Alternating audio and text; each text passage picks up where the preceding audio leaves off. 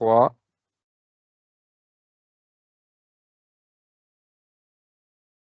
Good morning, US, and good afternoon, good evening, Asia, and good afternoon, Europe. My name is Théophile Legrand, European rate strategist, and I'm super happy here to be here today for this webinar with our experts. Of course, we will talk about the potential impact of the French sovereign rating downgrade on the various economic actors in France. Of course, Adrien first will start giving us a political update on the new appointment of the new prime minister. Also, he will give us what are the different rating scenario for the autumn review, which is coming very soon, starting by Fitch on Friday evening. We will see also the consequences for rates and especially the OATs. Jennifer Levy, in charge of cover bond, of course, will give us the sensitivity. Also, Baptiste Reuillon, of course, will give us the sensitivity of French banks to sovereign ratings. Then we will move to Jennifer Levy, our covered bond research analyst, see the impact of this expected downgrade on covered bond and the overall market. And then we will finish with Bushra Rajbal on the impact for French issuer. Starting directly with you, Adrien, can you please give us the first political update, of the French political situation after the appointment of the new prime minister? Yes, thanks a lot, Théophile. Good morning, good afternoon. And first, just before starting, and do not hesitate to ask your question on the chat, and you have a Q&A button on the Teams, so do not hesitate to ask your question. We will try to answer them at the end of the presentation. So to answer your question, as you mentioned, France has a new prime minister, Sébastien Lecornu, who is 39 years old, and he has been appointed yesterday by prime minister by President Macron. Sébastien Lecornu is a long-serving member of the government, as he has been appointing for the first time in 2017, so very long time in the government, and he was former defense minister. He's the fifth prime minister since Macron's re-election in 2022, and is very, very close to the president. So here in this chart, you can see that we are on the left scenario with the new prime minister, and right now the question is whether he will be able to find supports within the parliament, or whether he will fail to find support, and after that, that means no proper budget and risk of new snap election or the appointment of a new prime minister. And I think this is a key point that we can see on the next slide, is just to see that, like his predecessors, Bayrou or even Barnier, Lecornu hails from the centrist bloc, and the problem is that he will face the same majority problem, as you can see on the composition on the National Assembly. You have three blocks: leftist bloc, centrist bloc, and let's say far-right bloc. And the problem is that, given this political fragmentation, it's very difficult to find some compromises, and the different governments remain very, very weak and subject to be quickly dismissed. And just to give you the figures, the mission of Lecornu is to consult political forces in parliament to secure the adoption of the budget and build cross-party agreements for key decisions. But the problem is that he just has the same majority, only 210 seats, if we count Ensemble and the Republican rights. They fall short of the 289 majority threshold. So that just means that his government will remain weak. And of course, he has very limited room for maneuver, but also very limited room to pass a budget and even to survive. And we will see in the coming weeks, to say days, whether he will be able to find some compromises, first to survive a potential confidence vote or no, and then whether he will be able to pass a budget. So just for the figures, so 5 prime ministers in 18 months, that's very, very unusual for France during the Fifth Republic. And that's something very new. France has no budget and 24, but a special finance bill. And just to mention that our institutions remain solid because we prevent a shutdown, and that the country managed to pass very easily a special finance bill. And I also add that other European countries just show us that you can live without a proper budget, and that's the case for Spain, for example, as Spain has no budget 4 times during the last decade, and frankly, no one is caring or worrying about the situation of the Spanish public finances. So no budget, of course, is a problem, but at some point you can manage to live without that. I mentioned the possibility of new snap election if the new prime minister failed to find some support with the opposition parties. And in case of new snap elections, just to mention that the far right, the National Rally and its allies, are leading the polls with 33% of voting intentions in case of new snap elections. That's a big score, of course, but that's probably not enough to get the absolute majority. So that means, and I think that's my key message there, is that political instability and political fragmentation is here to stay for the next couple of months and maybe for a longer period of time. Thank you, Adrien. So now Macron have been appointing a new prime minister. The next step, of course, will be Friday with Fitch is expected to release an update of the French sovereign rating. So can you please remind us of the rating agency calendar and also the research views on the potential rating actions?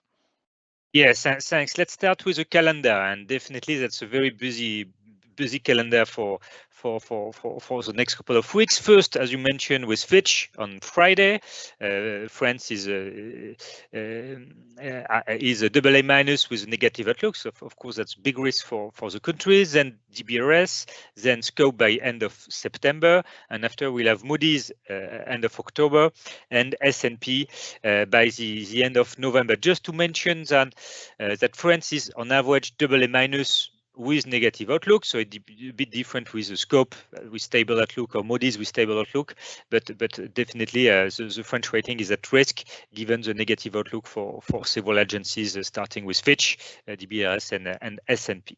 So if we have a look at our scenarios on the next slide, the thing is, yes, let's start with Fitch. With Fitch, Fitch placed France on a negative outlook in October 24, so 1 year ago, and the agency decided to maintain its rating of AA- in March. So of course, with this negative outlook for a long period of time and close to 1 year, this is definitely a big risk for the country, as the last downgrade of French sovereign rating occurred in April 2023. So that's a risk, and we put a 55% of chance of a downgrade, and I will elaborate a bit more on our view in the next couple of slides. Regarding Moody's, and as regarding Moody's will review France by the end of October, and in April the agency downgraded France from AA2 to AA3 with a stable outlook due to rising political and fiscal risk. And just to mention that as the country is still with a stable outlook, we think that given the recent political developments, the country will probably pass with a negative outlook. And that's not a done deal, but definitely we think that the probability of this scenario is very high. For S&P, it's a bit more, let's say, tricky, because after the country assigned the sovereign rating with a negative outlook in February, and maintain the rating during the spring review. And just to mention for S&P, as the negative outlook was put very recently, we think that the downgrade is less likely than a statu quo for this reason, as the rating action was quite recent. So I just sum up. Of course, for Fitch, there is a big risk of downgrade, but that's not a done deal. For Moody's, we think that they will pass France on negative outlook, and for S&P, close call, but we think a statu quo is more likely than a downgrade. So you have been describing, of course, the potential rating actions that agency could act overall. But what are the factors that you consider in rating agency decision, and also what are the factors that support your view behind these actions? Yes, that's an excellent question. What are the key factors to consider? And first, the negative outlook or the downgrade was justified by two reasons: the deterioration of the French public finances and political uncertainties. So we think that the likelihood of a downgrade will largely depend on two things. First, the macro scenario, and second, on the political risk and especially the political uncertainty. So let's start with the macro scenario. And here, when you compare the macro scenario from Fitch, for S&P, Moody's, and our baseline scenario, we are very close regarding GDP growth. French GDP growth is expected as 0.7 for this year, with a strong carryover. French GDP growth was fairly resilient over the last quarters, and we think it will be close to 1% for next year, with a negative impact from political uncertainties and a very challenging international environment. But this is below but close to potential. So the French potential growth is close to 1%, a bit above 1%. So that's not too bad given the big fiscal and political challenges the country is facing. Regarding the public deficit, we have no sign of a fiscal slippage. We forecast a public deficit at 5.5% for this year after 5.8 last year. This is very close to the scenarios of the ratings agencies and a bit above the government's forecast as 5.4. Regarding the public debt level, we are also very close to the scenarios of ratings agencies, so we see no deviation to the baseline. And just if we are looking at macro scenario, we see no good reason to downgrade compared to the baseline scenario. Of course, if you have a look at the different components and growth, and I will mention it, and you will see that on this slide. The GDP growth was 0.3 in Q2. That's definitely something solid. GDP growth at 0.7. That's more above the German GDP growth. That's also above the expected Italian growth. Of course, that's less than the Spanish one, but Spain is definitely the outlier within Europe.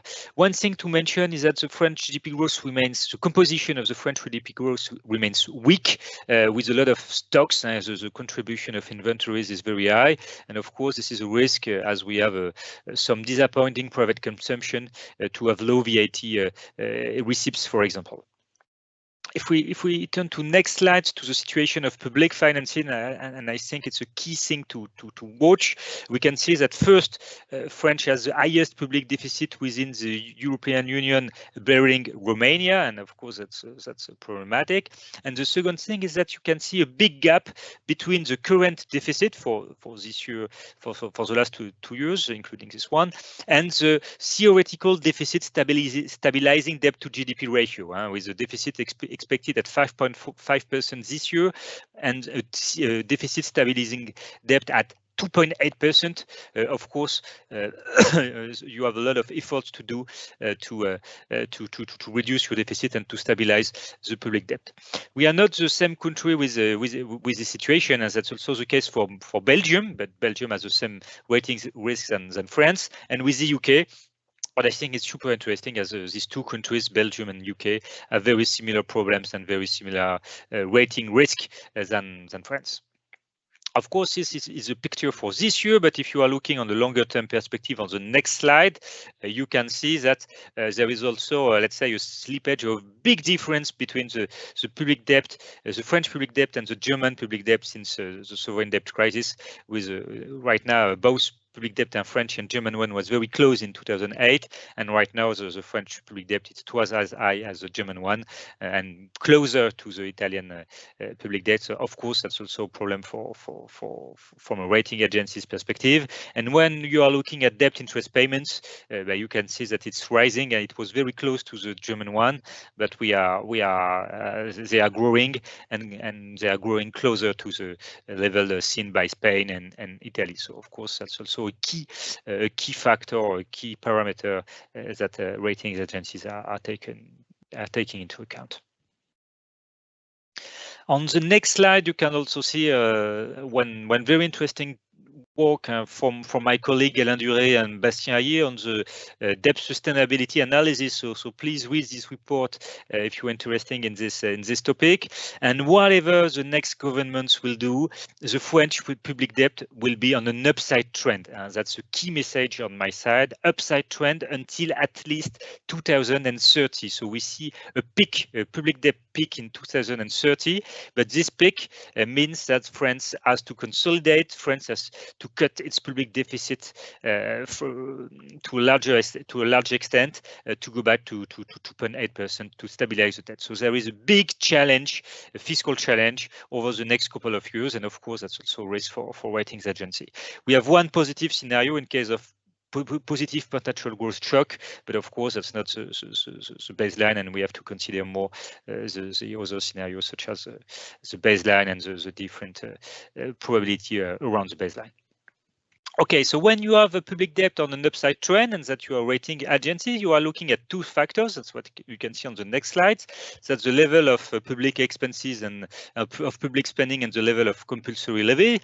And you can see that on the both sides, and France is still at the top of public spending. So of course you must cut public spending, but the problem is that when you don't have political consensus to reduce it, it's very challenging with the young parliament. And regarding compulsory levies, that means that it's becoming more and more complicated to increase tax just because you are still at you are close to the top.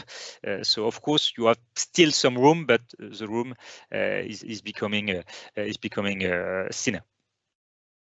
And I mentioned the level of public spending that is very high. And when you decompose the level of public spending, you can see on the next slide that we have a gap of close to 9 points between France and Germany and in 23. And I have two messages on it. First, we are spending more on everything, let's say everything, every post of the spending, as that you can see on the left-hand chart, and especially on two key things that's related to social protections and on ALS, and of course that's linked to pension. And as some parties want to unwind the Macron's pension reform, or as some parties are very reluctant to not to just want to index pension to inflation, you can see that, of course, the path to reduce public spending remains very challenging over the coming years, despite the need to do that. And just one word, I think, to conclude my part on our scenarios on the next slides. That's also something to reassure. Of course, France has a lot of challenges to address. First, regarding its public finances, but even in case of downgrade, and that's not a done deal for this autumn review, but of course that's a big risk. If not done in autumn, it will probably be done in the first semester next year, in the first semester of 26. The French public debt remains and will remain very high quality. I think it's my first key message. The second one is that the macro situation and the macroeconomic outlook remains good and on track with the different baseline scenarios from rating agencies and also close to the government's scenario. The big problem is twofold. First, political fragmentation, and that leads to political instability for the next couple of months, with few hopes of it to be solved very quickly. The second thing is that the need to cut public deficit below 3% to stabilize public debt by 2030, which remain very, very challenging amid financial and political fragmentation within the country. One last word regarding the IMF, as we have a lot of questions on it in France. IMF in Paris, after Emily in Paris, frankly, no tomorrow, nor after tomorrow. That's the words from Pierre-Olivier Gourinchas, the chief economist of the IMF, and I fully agree with him. Definitely, of course, if the country does nothing, no efforts, there is a risk, but that's the case for every country. But as we have a very high saving rates, of course, for households, very sound financial situation for companies, next external positions that remains sound. So we do not see risk of IMF in Paris, not with helicopters or with SWAT or even with bankers at SWAT. Definitely, we do not see this option as likely, especially because before IMF, we have a lot of European institutions that can help. Of course, the European Commission, we have a lot of tools at the ECB. But first, we think that the French public debt remains high quality and that we have all the assets to cope with our public finance problems. But it will take some time and probably some years. Thank you, Adrien. Just to sum up, of course, the research view on the French economy. Of course, French economy remains resilient, but the public debt is expected also to rise until 2030. And in that case, France has to manage the public spending in the context where tax levels are at the highest levels versus European peers. But in that case, of course, in case of downgrade, we have also to keep in mind that the French public debt will remain a very high quality despite potential downgrade. That's a transition, of course, to the rates part, and we will explore whether if the market has already priced in or not the potential downgrade. And let's begin, of course, with the chart on the left, and it shows that France has experienced a gradual decline in its average rating since 2010, but at a much slower pace than Spain and Italy. And currently, both countries, so Spain and Italy, appear to benefiting from a positive momentum in their sovereign rating, which is why Spain is trading. So the 10-year bond is trading below France, below the French OAT, and the Italian BTP is very close to OAT. And on the right chart, you can see that the average rating of countries and the 10-year spread compared to the bond, indicating that the market perceives the French rating equivalent to a BBB, which is 4 to 5 notch below its current ratings of AA-. So when the confidence vote was announced by former Prime Minister Bayrou, the OAT bond spread widened by 10 to 15 basis points, suggesting that the market is starting to factor this risk of downgrade. And interestingly, also, I give you a quick example. Belgium have been downgraded by a rating agency to single A+, and this did not lead to a significant rise in OLO yields, and the 10-year OLO continue to trade below the OAT despite the small differences in ratings. So in summary, it seems that the market has already integrated a potential downgrade by Fitch, as well as a change in outlooks from Moody's this year. However, the interpretation of downgrade by S&P remains very uncertain on the impact, but it seems very unlikely. Now, let's discuss also the potential downgrade from AA- to single A+ on OAT holders.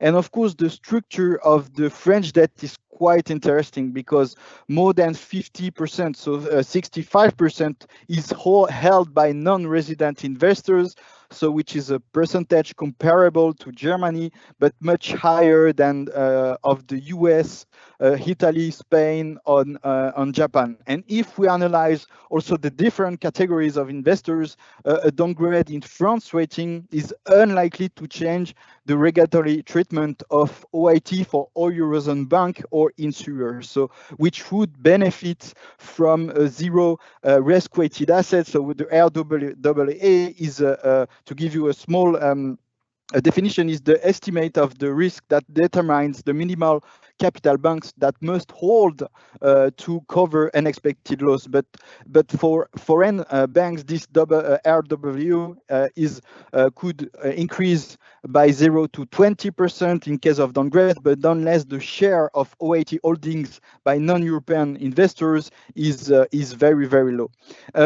International, also institutional investors such as pension funds or insurance company also are subject to internal rules that may compel to reduce their exposure in OATs. But however, the market has already anticipated this deterioration of the French fiscal situation, which has led to a structural reduction in OAT exposure. And of course, if a downgrade occurs, it is likely that this won't be massive selling, or forced sellings overall, because investors would retain their OATs until maturity.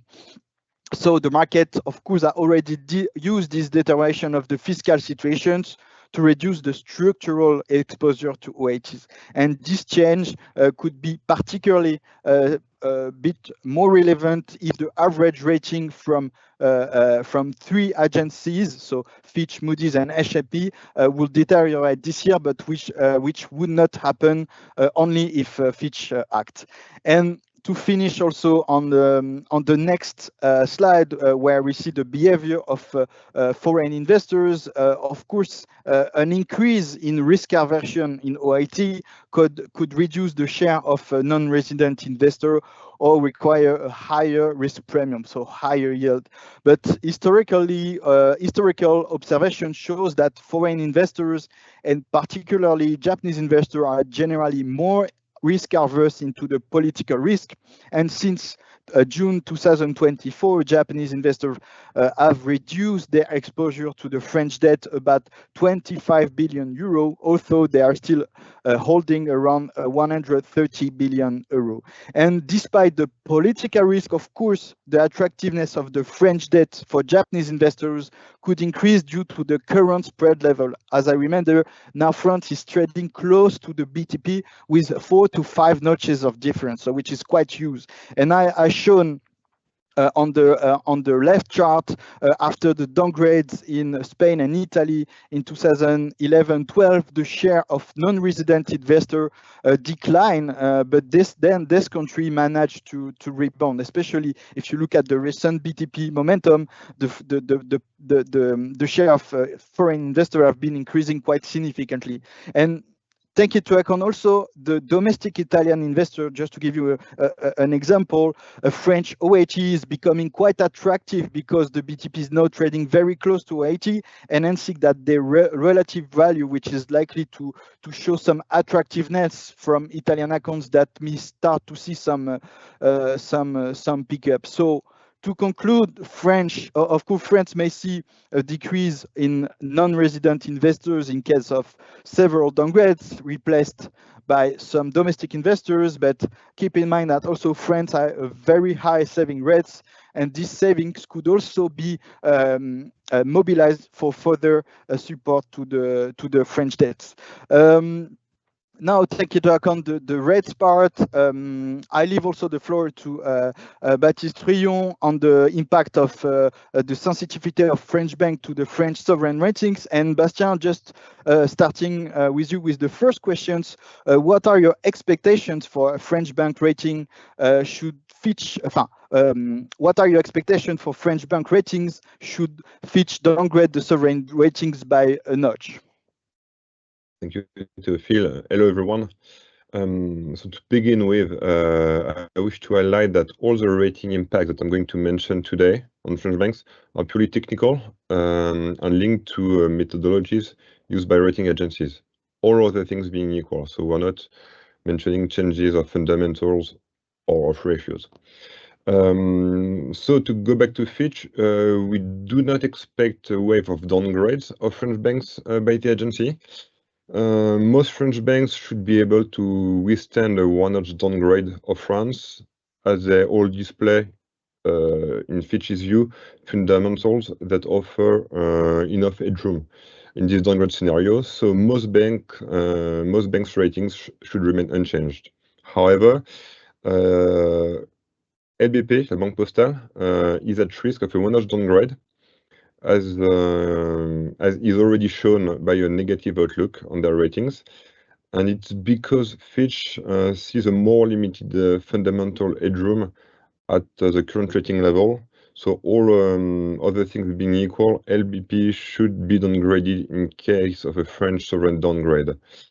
A downgrade of LBP could be avoided if the bank showed a strengthened profitability level that Fitch will probably try to assess before taking any negative action on the name. So it's not a done deal yet that LBP will be downgraded, but the pressure is high.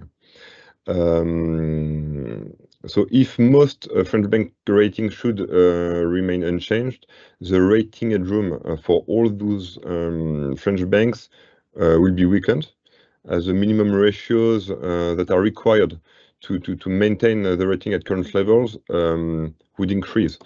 So we anticipate a negative outlook on all of the French banks but La Banque Postale.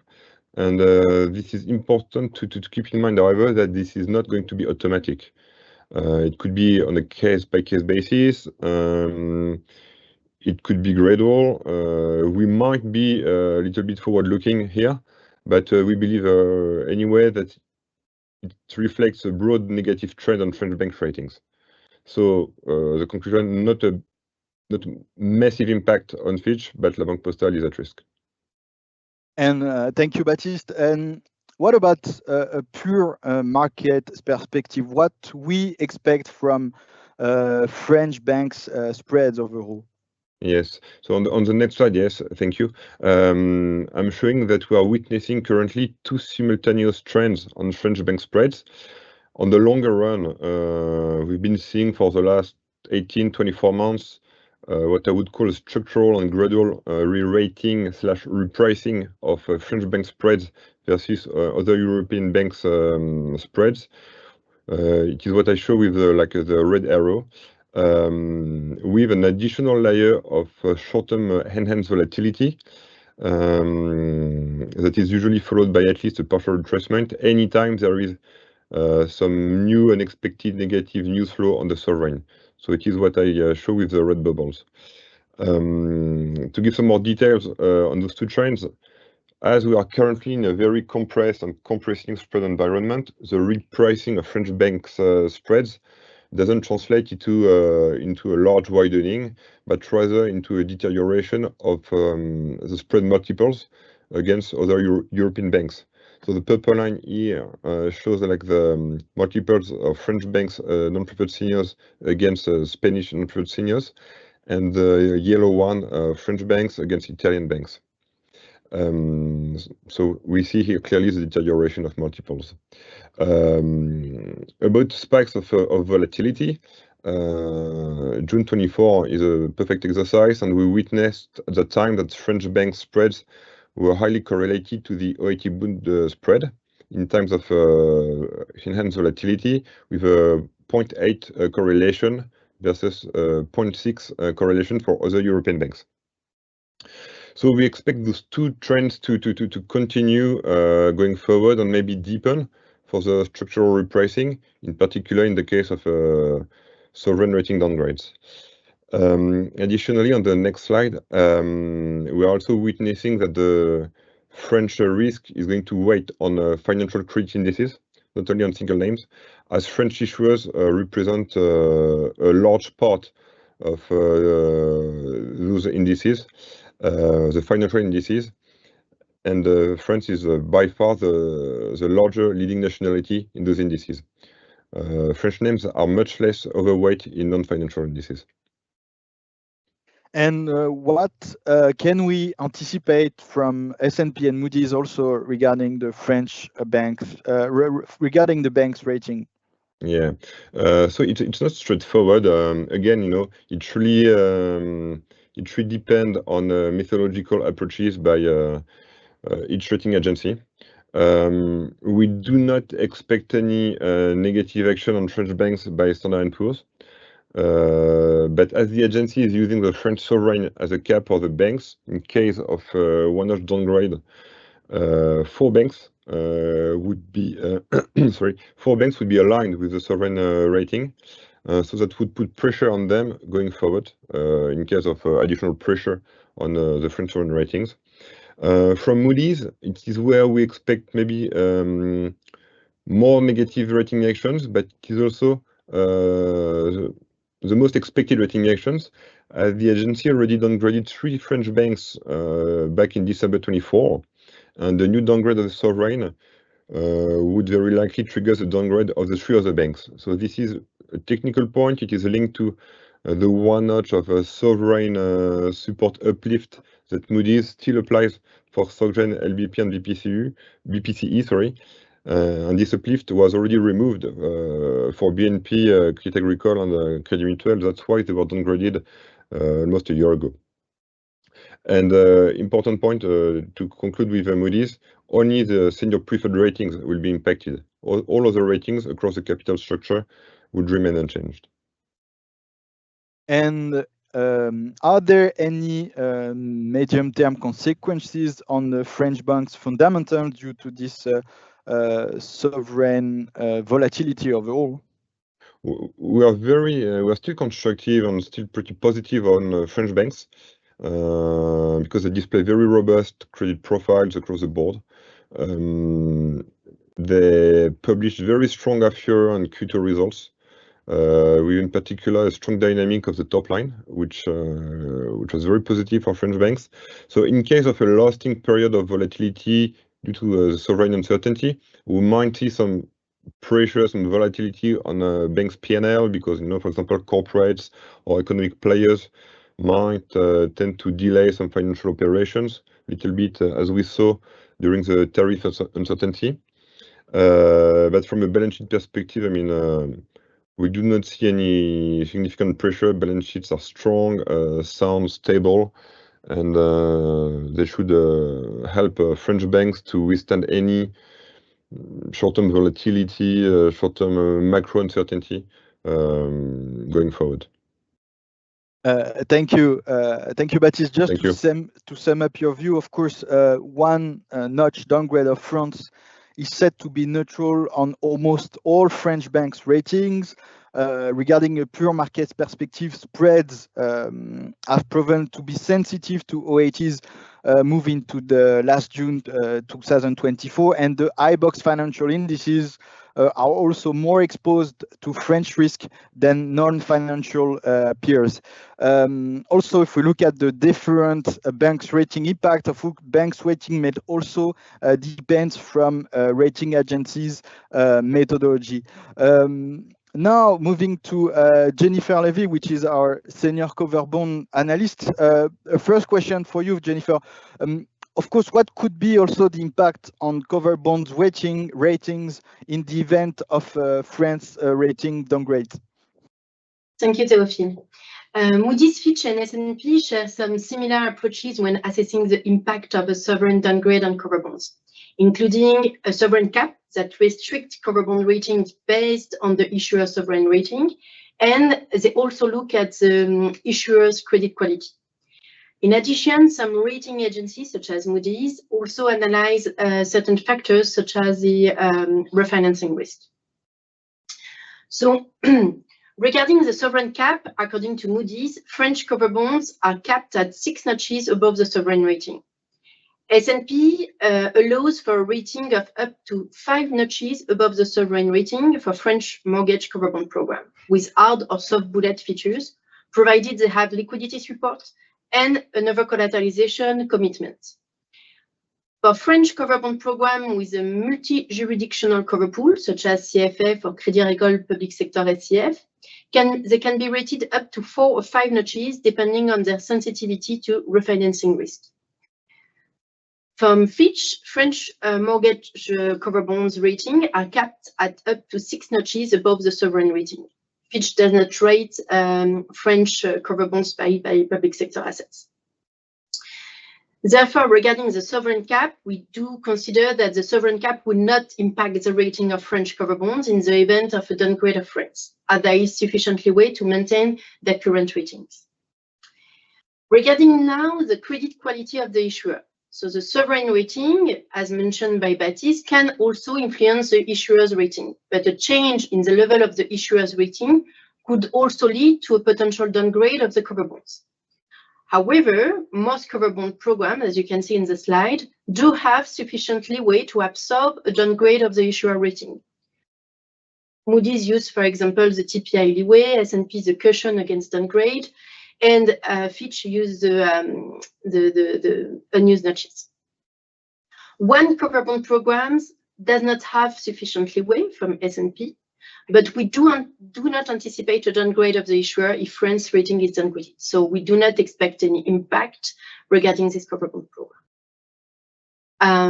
So following a sovereign downgrade, as I mentioned earlier, other factors can also be taken into consideration by rating agencies, which could lead potentially to higher over-collateralization required. So following a sovereign downgrade, we could have potentially, regarding if you look at Moody's methodology, a downgrade of the sovereign rating to A1 could potentially require, as I mentioned, a higher OC, over-collateralization, to maintain the current rating of French cover bonds. And to assess the level of OC required for a given rating, Moody's will take into account two main factors. The first one, it is the issuer probability of default, and the second one, it is the value of the cover pool. And to determine the value of the cover pool, Moody's takes into account the refinancing risk. And in the event of a downgrade of the sovereign rating to A1, Moody's will apply a higher level of refinancing stress, which could again lead to higher OC required to maintain the AAA rating, and particularly for the cover bonds backed by public loans. And in addition to that, a downgrade of the issuer rating could also increase the probability of default, and which could also lead to an increase in the required OC.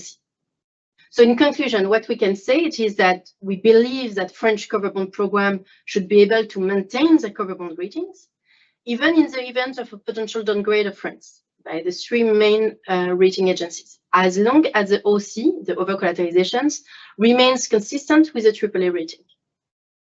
And Jennifer, from a pure market perspective, how sensitive are French cover bond spreads to the evolution of the OAT bond spread overall? Sure, interesting question. Regarding, if you look back at June 2024, following the announcement of snap election, and until the end of June, French cover bond spreads widened by, on average, 7 basis points versus swap. While OAT bonds underperformed by circa 34 basis points. So based on the data from June 2024, which was observed that when the OAT bond spread widened by 1 basis points, French cover bond spreads widened by circa 0.2 basis points, with a coefficient of determination of 0.86. So which means that there is a low sensitivity to OAT bonds for French cover bond spreads. If we look at since mid-August, when OAT bond started to widen, French cover bond spreads widen on average by 3 to 4 basis points versus swap, according to e-box indices. The long part of the curve has been slightly more affected than the short one. And this widening, which has been definitely lower than the OAT bond, has led to an outperformance of French cover bond spreads versus OAT. So now if we consider a peak at 90 basis points for the OAT bond, which is not our central scenario, and if the sensitivity remains consistent with that of June 2024, and also since the summer break, we could consider that a limited widening for French cover bond spreads. And most of them have been, in our view, also priced. However, we could also consider that the spread differential between French covered and OAT could continue to potentially to narrow. And just to have like a view of how French cover bond spreads trade compared to OAT, currently French cover bond spreads trade above OAT for maturities up to 6 years on average. Yeah. Yeah, very interesting to see the outperformance of French cover bond versus OAT when the political risk increased. Thank you, Jennifer. Now moving on to Bushra Rajbal on the insurance part. we can see that French insurers also hold a significant share of French sovereign debt. And a question for you, Bushra: what does this represent in the composition of their portfolio? Thank you, Théophile. Good afternoon, everyone. Indeed, French insurers, they hold around 10% of French sovereign debt outstanding. Actually, their total exposure stood at around 335 billion euros as of end of 2024, which represents around 13% of their total investments. Actually, the share of the French sovereign debt has been on decline, as we can see it in the graph, since 2020, where it was accounting for around 19% of their total investments. And actually, the proportion of French sovereign debt held by French insurers differs from one insurer to another, depends on the nature of the insurer, if it is a composite or life or non-life insurer. And we can see this in the next slide, please, with a share of domestic sovereign debt that can range from 5% to 19% of the total portfolio of French insurers. And moving on to the widening of the French sovereign spread, what could be the impact of all of this widening could have on the issuer solvency overall? Yeah, actually, insurers' solvency is basically sensitive to market movements, to interest rates, and also to widening of government and credit spreads because of their exposure. But we can see it in the table on the right that most of French insurers, they have a strong capital position with solvency ratios standing at good levels, well above the regulatory threshold of 100%. So for us, they have a good capital position that could allow them to absorb a potential widening of government spreads, even in the case of a very adverse scenario. So for us, a potential widening of government spreads could have a moderate impact, I would say, on the solvency of French insurers. So you have been describing, of course, the sensitivity of French insurer solvencies to widening of spreads, but what about what impact would a sovereign rating downgrade have on the ratings of French insurers? In the next slide, actually, regarding the impact on French insurers in ratings, first for S&P, actually S&P methodology for assessing the business risk profile of an insurer takes into account the industry and country risk assessment. And this country risk assessment is set at 6 levels, from very low to very high. And the higher the risk, the greater the adverse impact on the business profile. And France has a low country risk. And in our view, potential one-notch downgrade is unlikely to affect significantly the country risk of French insurers. That's why we don't expect French insurers' rating to be impacted by a potential downgrade of one notch of the sovereign rating. We can see in the table that CNP Assurance was downgraded last year following similar action on the sovereign and on their parent company. But currently, CNP could be downgraded in case of a downgrade of La Poste, which a downgrade of La Poste requires actually both a downgrade of the French sovereign, but also a deterioration of the standalone credit profile of La Poste, which is a very remote scenario so far,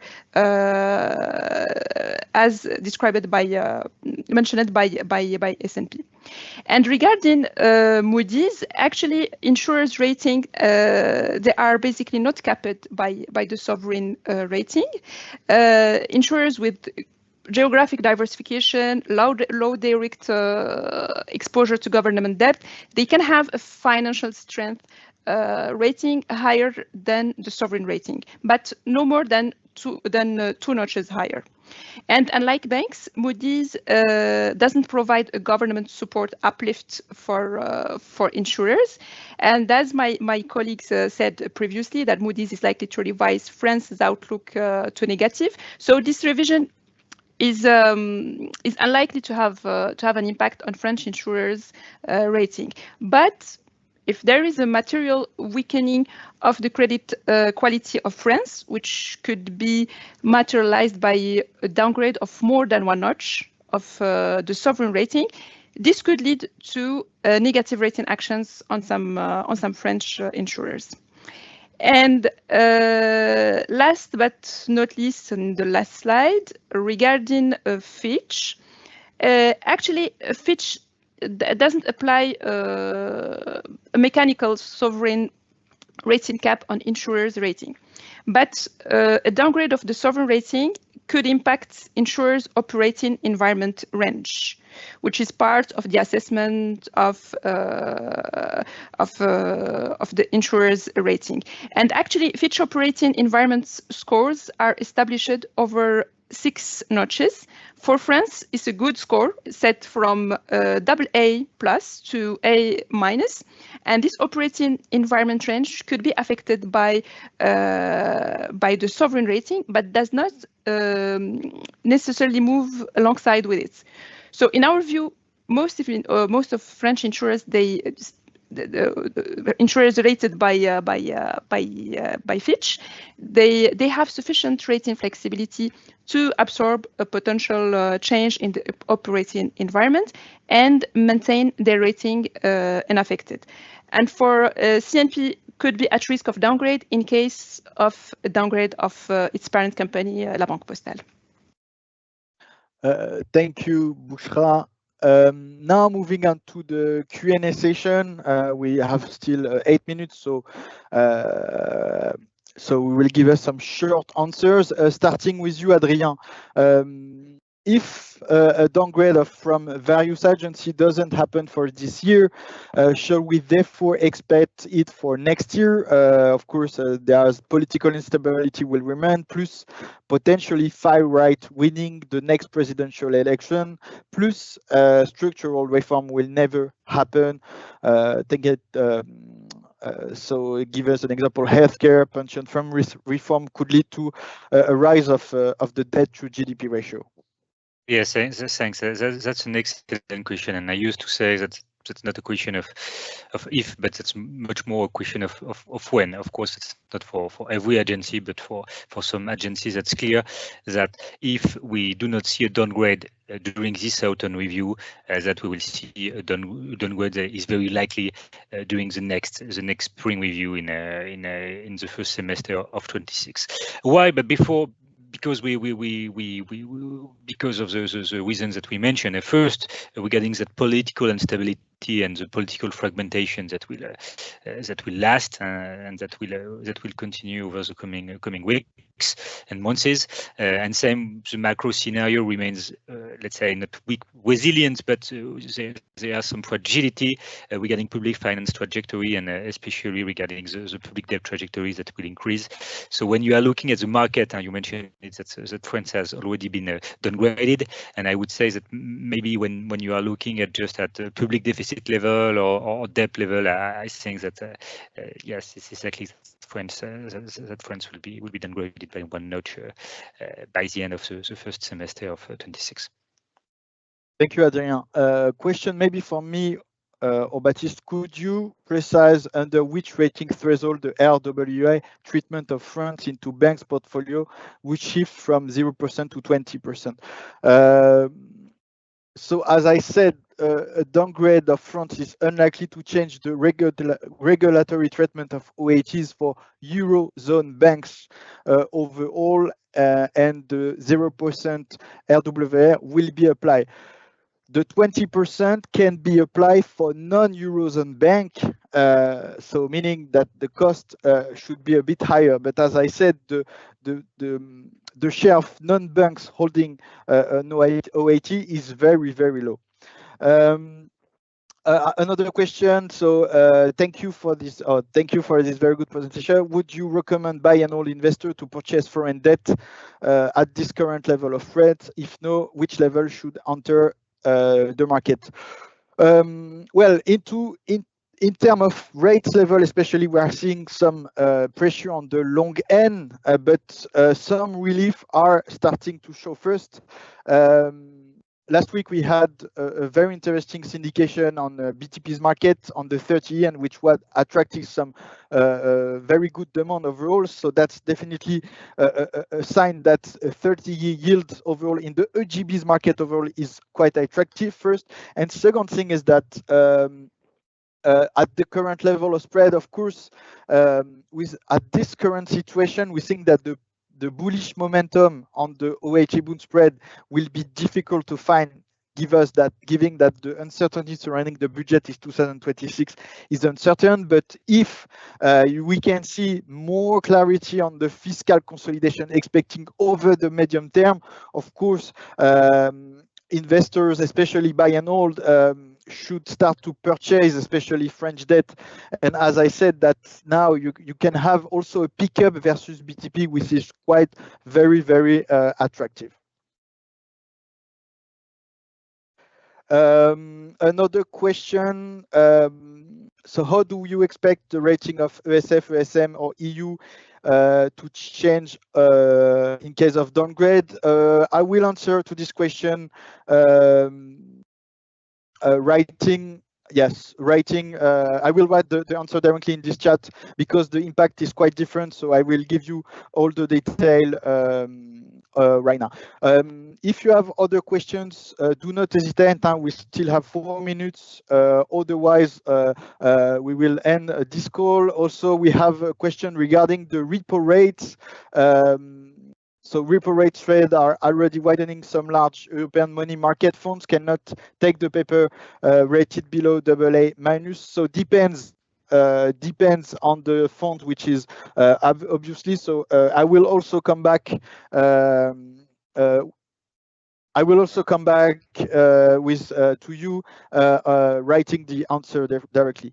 I don't know if you have other questions. Otherwise, thank you to all of you to have been following this this webinar. Thank you to all the experts. Of course, we remain at your disposal for questions. You can ask yourselves or directly research members. So do not hesitate. So thank you very much, and we wish you a very good day. Bye bye.